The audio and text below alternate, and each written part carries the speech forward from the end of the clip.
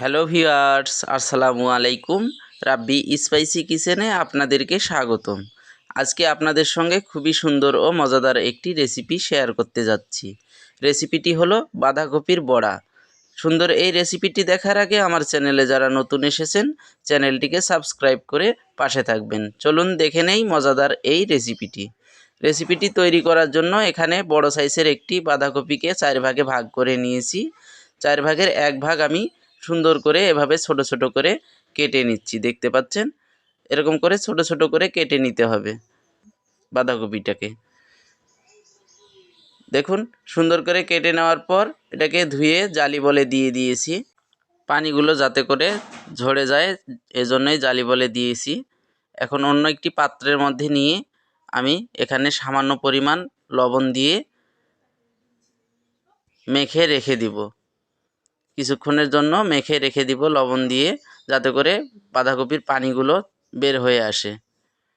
লবণ মাখানোর পর দেখতে পাচ্ছেন আমি বাঁধাকপিগুলো হাত দিয়ে চিপে চিপে পানিগুলোকে বের করে নিচ্ছি।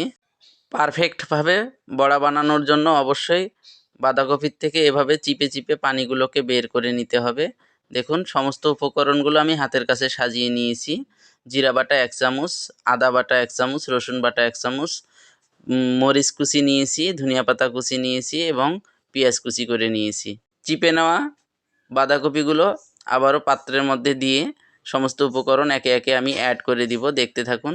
প্রথমে দিয়ে দিচ্ছি পেঁয়াজ। এখানে 3 থেকে 4টি পেঁয়াজ আমি কুচি করে কেটে নিয়েছি। পেঁয়াজটাকে অ্যাড করে দিলাম।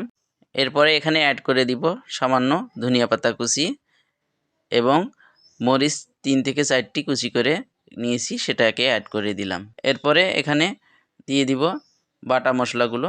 দেখুন, দিয়ে দিচ্ছি জিরা বাটা 1 চামচ, দিয়ে দিচ্ছি আদা বাটা 1 চামচ, দিয়ে দিচ্ছি রসুন বাটা 1 চামচ।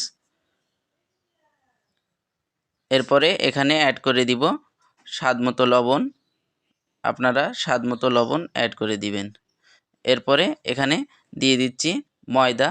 এখানে 2 চামচ ময়দা আমি অ্যাড করে দিলাম। তারপরে দিয়ে দিচ্ছি বেসনও দিয়ে দিব 2 চামচ। দেখুন, এরপরে দিয়ে দিচ্ছি হাফ চামচ পরিমাণ হলুদ গুঁড়ো। তারপরে দিয়ে দিচ্ছি একটি ডিম। দেওয়ার পর সমস্ত উপকরণ ভালোভাবে মিক্স করে নিচ্ছি। দেখুন, সুন্দরভাবে মিক্স করে নিতে হবে। যেহেতু এখন শীতকাল, বাঁধাকপি বাজারে অ্যাভেলেবেল পাওয়া যায়, এজন্যই এই রেসিপিটি আপনাদের সঙ্গে শেয়ার করলাম। একদিন হলে অবশ্যই ট্রাই করবেন। সমস্ত উপকরণ ভালোভাবে মিক্স করে নেওয়ার পর দেখুন কত সুন্দর হয়েছে। এটাকে এখন আমি বড়ার শেপ দিব। দেখতে পাচ্ছেন, এভাবে বড়ার শেপ দিতে হবে। চুলার মধ্যে ফ্রাই প্যানে তেল উঠিয়ে দিয়েছি। তেলটি গরম হয়ে আসলে বড়াগুলোকে ছেড়ে দিব। ফ্রাই প্যানের চতুর্দিক দিয়ে বড়াগুলোকে ছেড়ে দিতে হবে।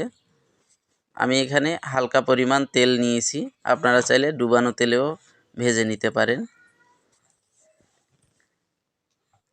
দেখুন, চতুর্দিক দিয়ে ছেড়ে দিচ্ছি। ছেড়ে দেওয়া হয়ে গেছে। কিছুক্ষণ পর উল্টিয়ে দিতে হবে। নিচের পিঠটাকে উপরের দিকে উল্টিয়ে দিতে হবে। এ সময় চুলার আঁচটাকে মিডিয়ামে রেখে দিতে হবে।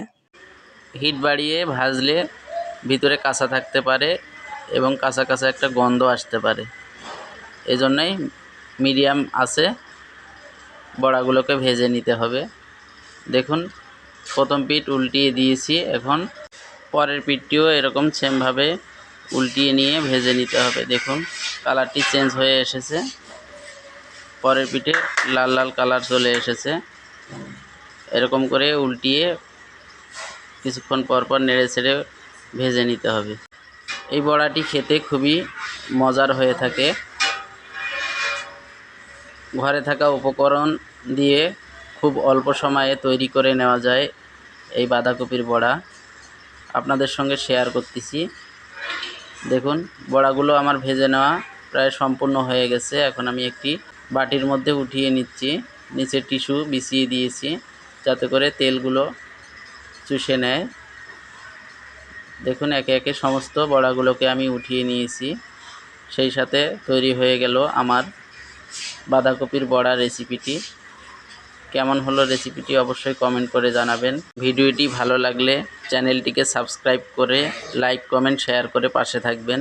ভালো থাকবেন। আবারও দেখা হবে নতুন কোনো এক রেসিপি নিয়ে। আসসালামু আলাইকুম।